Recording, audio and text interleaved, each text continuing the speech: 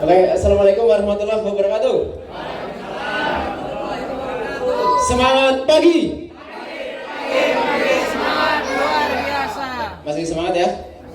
Masih harus semangat. Jadi kita kalau belajar harus semangat supaya apa? Supaya ilmu yang kita pelajari itu bisa masuk ke dalam pikiran kita. Nah, ketika sudah masuk kita bisa mempraktekannya dengan baik dan insya Allah itu akan bisa merubah kehidupan kita. Gitu ya.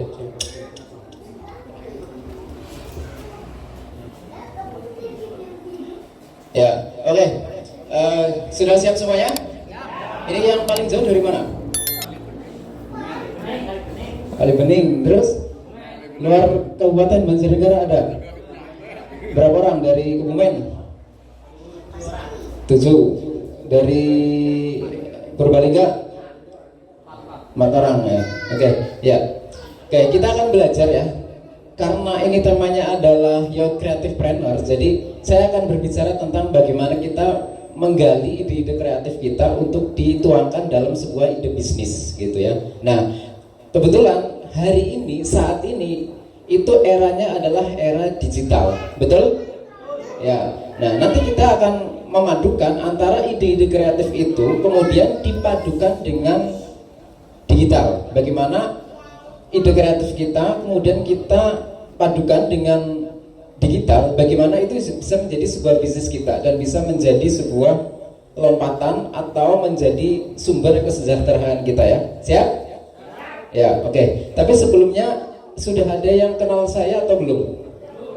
Belum ya? Beberapa kayaknya muka-mukanya asing, kecuali Pak ini ya. Itu kemarin mengikuti pelatihan saya gitu ya di Sriwijaya. Oke. Nama saya Supriyanto ya. Siapa namanya? Supriyanto. Ya, nama saya Supriyanto. Kelihatan dari belakang slide-nya? Ya. Oke. Ya, bisa duduk kembali ya. Biar suasananya lebih hangat gitu ya. Tidak, kan biasanya kalau habis makan itu biasanya kan ngantuk gitu ya. Jadi supaya tidak ngantuk, biar keringetan, biar panas ya. Kita senang gitu ya. Oke. Gimana? Sudah panas? Ya, sudah panas dari tadi gitu. Ya, oke. Nah, selama kurang lebih 60 menit ke depan saya akan berbicara di sini ya. Saya akan berbicara di hadapan Bapak Ibu semuanya bagaimana kita bisa memulai sebuah bisnis itu semudah kita kayak update status ya. Siap? Ya. Nah, temanya adalah tentang kreatif ya, creative planner atau menjadi pengusaha muda kreatif di era digital gitu ya. Nah, jadi saya akan bertanya dulu kepada Bapak Ibu semuanya, creative planner itu apa? Coba Pak Tanto Pak. Creative planner itu kepemimpinan yang kreatif. Kepemimpinan yang kreatif. Oke, kita simpan dulu. Coba Ibu. Ibu siapa namanya Bu? Ibu Umu. Mempunyai jiwa kepemimpinan, tapi kepemimpinan itu penuh dengan inovasi dan kreativitas dalam menjalankan suatu usahanya atau menciptakan suatu usahanya. Ya, oke. Coba yang dari Kebumen ya Pak ya. Pak. Creative planner adalah seorang pengusaha yang memiliki kreativitas dan inovasi dalam usahanya.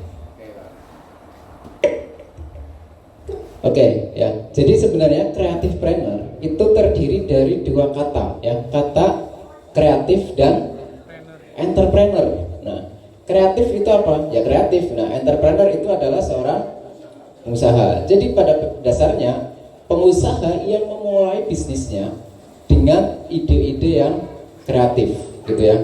Nah, ide kreatif ini seperti apa? Nah, nanti kita akan bahas secara lebih lanjut ide kreatif itu seperti apa ya. Ya, jadi kita pegang dulu 2 kata ini, kreatif dan entrepreneur. Nah, kreatif dan entrepreneur, seseorang atau orang yang memulai bisnisnya dengan ide-ide yang kreatif. Nah, ide kreatif seperti apa? Nah, kita lihat dulu ya. Nah, ini apa yang terlintas di dalam pikiran Anda? Ini apa namanya? Lempar. Apa? Lembar. Oke, setuju ya. Ini apa juga? Lempar. Lembar juga. Oke. Antara ini dengan ini ada perbedaan dalam kemasan. Isinya sama, bahannya sama. Ya, anggaplah kurang lebih sama ya. Yang berbeda di dalam kemasan. Oke. Sekarang kita lihat. Ini juga Sama atau beda? Lemper juga ya. Kalau ini sama ya, kurang lebih sama. Nah, dari keempat ini yang berbeda pada bagian apa? Kemasan. Pada bagian apa? Kemasan. Kemasan ya.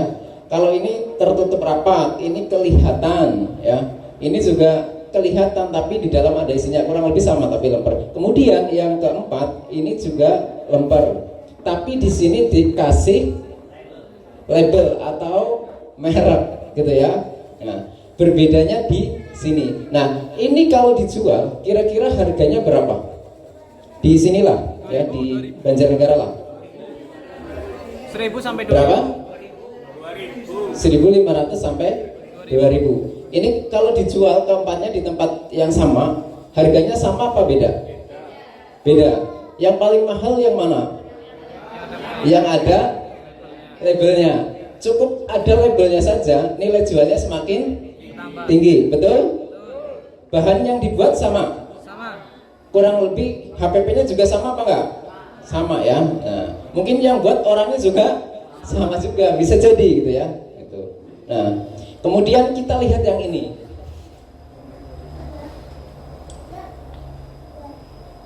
Atau yang ini. Ini namanya apa? Lemper juga. Tapi kemasannya itu berbeda.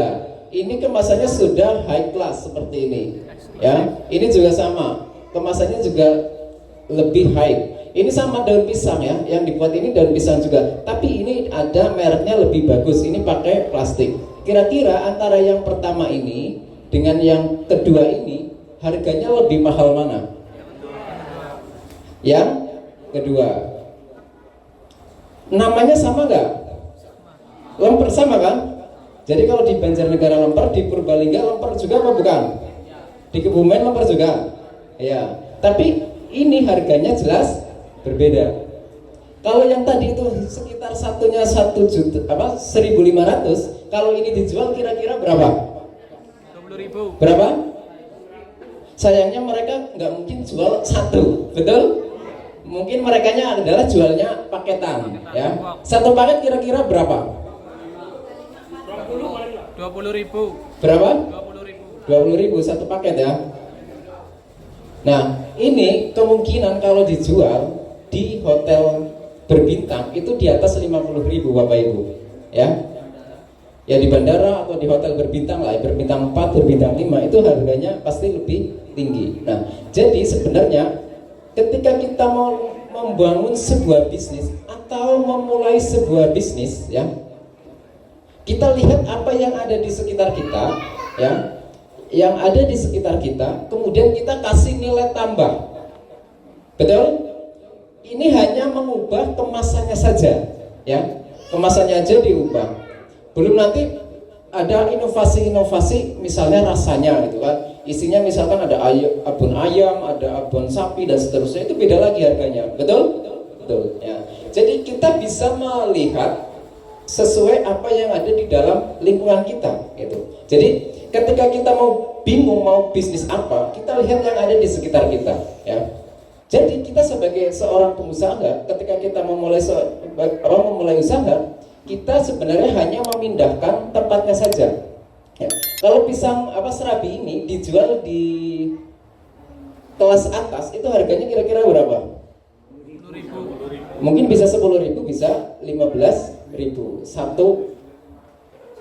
satu serabi itu ya, itu serabi. Kalau di sini 15.000 bisa dapat satu piring banyak gitu ya. Nah, itu kita hanya memindah saja gitu ya. Nah, jadi memulai sebuah bisnis itu adalah bukan produknya ya. Sekali lagi bukan apa? Nah, saya mau bisnis apa ya gitu. Jadi kadang kan bingung, produknya yang terlalu muluk-muluk, mungkin akhirnya pikiran kita nggak sampai gitu, nggak sampai memikiran itu. Nah, maka kita bisa memulai dari apa yang ada di sekitar kita, kemudian kita kasih nilai tambah, baik dari kemasannya atau dari tempatnya ya. Awalnya tempatnya di sini, kemudian kita pindah tempatnya di Garuda Wisnu Kencana di Bali ya, harganya pasti lebih tinggi lagi gitu kan ya. Nah, bagaimana cara memindahnya antara di Banjarnegara bisa sampai ke Papua misalnya, atau ke Jakarta, atau ke Sumatera, atau ke Kalimantan. Karena apa? Karena kita contohnya aja, saya punya teman orang Papua ya, kemarin ketemu di Solo waktu ada acara Monas Hipmi itu. Dia itu salah satu usahanya adalah maklar semen. Semen di sini harganya berapa? 59 65 ribuan ya, 70 lah ya, tergantung merek gitu kan. Di sana ternyata satu sak itu harganya berapa? 130. Di atas 600 ya di sana. Karena apa? Karena itu nilai itunya berubah karena tempat ya. Jadi produk kita mau di kemasan atau di tempatnya yang berbeda gitu. Kemungkinan produknya sama tapi tempatnya berbeda, harganya pasti berbeda ya. Produknya sama-sama lemper tapi kemasannya yang berbeda. Nah, jadi bagaimana kita memindah atau memberi nilai tambah pada sebuah produk. Nah, maka dari itu kita sebenarnya sudah bisa disebut sebagai seorang creative planner gitu ya, berusaha tapi kita bisa memberi sebuah nilai tambah secara inovatif kepada sebuah produk gitu. Jadi kalau produknya sama dengan yang lain kemungkinan ya jadinya kita nggak punya nilai tambah gitu ya, nggak punya nilai plusnya gitu, added value-nya nggak ada. Oke, nah itu ya kayak gini. Ini mungkin di pasaran dijual 1.500 tapi di sini mungkin satunya bisa 15.000 hitungannya gitu ya. Di sini satu total ini bisa jadi tempat oleh-oleh atau tempat apa hampers gitu kan, nilainya jadinya lebih tinggi. Nilainya apa barangnya sama tapi nilainya lebih tinggi gitu. Nah, jadi nanti Bapak Ibu setelah keluar dari ruangan ini bisa bikin sebuah produk dengan inovasi-inovasi yang memang bisa dicapai gitu ya. Artinya apa? Artinya produknya mungkin sama gitu ya. Mungkin orang tua kita atau istri atau keluarga itu mungkin bisa bikin, itu tinggal dikasih nilai tambah ya. Nilai tambah ini. Kemudian nanti saya akan berbicara bagaimana nilai tambah itu masuk ke dalam sebuah pemasaran ya. Dari sisi pemasaran itu berbeda dari yang lain. Nanti saya akan ceritakan kasus yang saya alami gitu bagaimana menjual sebuah produk itu bisa lebih tinggi dari yang lain gitu ya. Dengan apa? Dengan teknologi digital itu ya. Nah, jadi sebenarnya creative planner itu apa? Creative planner adalah melakukan sesuatu itu yang berbeda ya. Creative planner to do something different. Berbeda dari siapa? Berbeda dari yang lain ya. Contohnya ini ikan kebanyakan kan ke arah sana ya. Seorang creative planner itu mampu melawan arus ya, mampu melawan arus sendirian ya, berbalik arah sendirian. Nah, ini yang akan disebut sebagai seorang creative planner. Nah, seorang creative planner memiliki mindset atau pola pikir wirausaha kreatif, kemudian solutif dan berpikir positif, berani hal yang berbeda atau unik. Jadi, Bapak Ibu ini mau melakukan sesuatu yang berbeda apa enggak dari yang lain. Nah, itu kuncinya ya. Kemudian bisa memberikan solusi untuk orang lain juga gitu ya. Jadi bisa memberikan solusi dengan ide-ide kreatif kita. Nah, dan idenya memang itu unik. Artinya unik itu tidak dilakukan oleh kebanyakan orang ya. Nah, begitu. Kurang lebih itu jadinya ini sebagai fondasi kita ketika kita mau menjadi seorang creative planner atau berbisnis di era kreatif gitu. Kita lanjut ya. Nah, ini beberapa karakteristik wirausaha di era digital ya, di era digital saat ini. Ini kurang jelas ya warnanya. Ya, yang pertama ini jelas kreatif ya. Kemudian bisa melihat peluang ya. Jadi Bapak Ibu selain kreatif juga bisa melihat apa? Ya, melihat peluang. Peluang apa yang bisa kita garap di daerah tersebut gitu kan. Nah, itu harus bisa melihat itu. Sebagai seorang creative planner, sebagai seorang entrepreneur harus bisa melihat itu. Kemudian yang berikutnya, berani mengambil risiko. Jadi risiko jelas ketika kita usaha, jelas ada risikonya ya. Melangkah ke kanan ada risikonya, melangkah ke kiri ada risikonya juga. Dan kita sebagai seorang entrepreneur harus bisa meraih itu atau melakukan itu. Kemudian yang berikutnya, memiliki kemampuan apa ini? Ya, memanfaatkan potensi yang ada. Jadi kadang kita itu punya potensi tapi tidak dimanfaatkan. Ada yang orang tuanya pintar masak misalkan, tapi nggak dimanfaatkan. Atau tetangganya pintar masak misalkan, nggak dimanfaatkan juga. Kalau di Jakarta, ya di Jakarta itu atau di kota-kota besar ada yang namanya kitchen cloud, ya ada yang namanya apa? Kitchen cloud. Kitchen cloud itu, ya kitchen cloud itu kita punya bisnis resto, tapi kita nggak punya dapur. Nah, kita juga nggak punya restoran, ya restoran fisik itu nggak ada. Nah, ya juga ghost kitchen juga bisa gitu ya. Kita memasarkannya melalui media-media atau aplikasi online, misalnya ada GoFood, ada GrabFood, ada ShopeeFood. Nah, melalui hal-hal itu. Nah, kalau melalui itu kan nggak perlu ada yang namanya toko fisik, betul? Pun sekarang sudah ada yang namanya itu tadi kitchen cloud ya. Jadi satu kitchen, satu dapur itu bisa terdiri dari beberapa masakan, jenis masakan. Nah, dia itu bisa menerima orderan dari mana saja, ya gitu. Ya. Jadi misalkan nih Pak Tanto punya dapur, ya Pak Tanto punya dapur, Ibu itu punya bisnis resto. Nah, misalkan contohnya aja bikin ayam bakar gitu kan. Ayam bakar itu sebenarnya sebelahnya lagi Ibu itu bebek bakar misalkan. Itu bisa didaftarkan di aplikasi itulah ya, pokoknya ada ShopeeFood, GoFood, GrabFood dan lain sebagainya. Dan ikuti ketentuannya yang ada di situ. Nah, itu bisa nanti orderannya ke Pak Tanto masuknya gitu. Maksudnya Pak Tanto yang buat, nanti Pak Tanto yang buat, kemudian yang ngirim juga kayak gitu bisa melalui itu. Nah, kita sebagai pemilik pemilik aplikasi akun di GrabFood-nya itu atau di ShopeeFood-nya itu bisa terima orderan itu gitu. Dan bisa mendapatkan komisinya juga. Nah, itu sudah banyak hal-hal yang seperti itu ya. Oke, kita tes. Semangat pagi. Pagi, semangat luar biasa. Masih semangat ya. Nah, kita lanjut. Menyukai tantangan ya.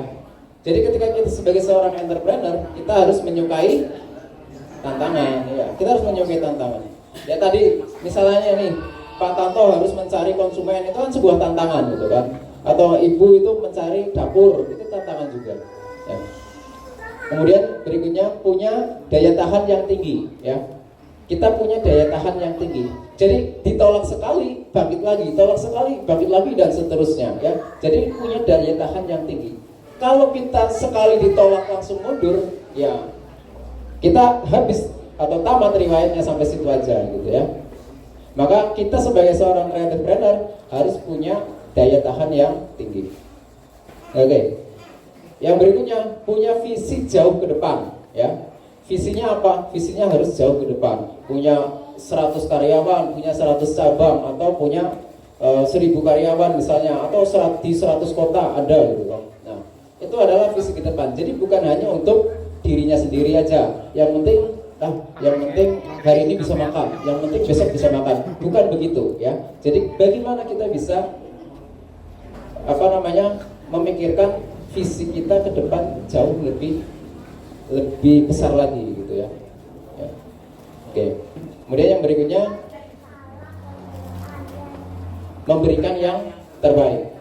Kita harus memberikan yang terbaik. Jadi kalau kita bisnisnya makanan, ya kasih makanan yang terbaik. Jangan ayam yang sudah mati, ya kan kadang ada ya, gitu. Ayam sudah mati kemudian dimasak aja, kita konsumen nggak ngerti. Nah itu juga itu nggak bagus. Kita memberikan yang terbaik, daging yang terbaik, sayuran yang terbaik, pelayanan yang terbaik, bahkan harga juga yang terbaik. Gitu. Oke. Kemudian yang berikutnya adalah adaptif, ya. Jadi yang terakhir adalah adaptif. Adaptif maksudnya apa? Adaptif itu Bapak Ibu itu bisa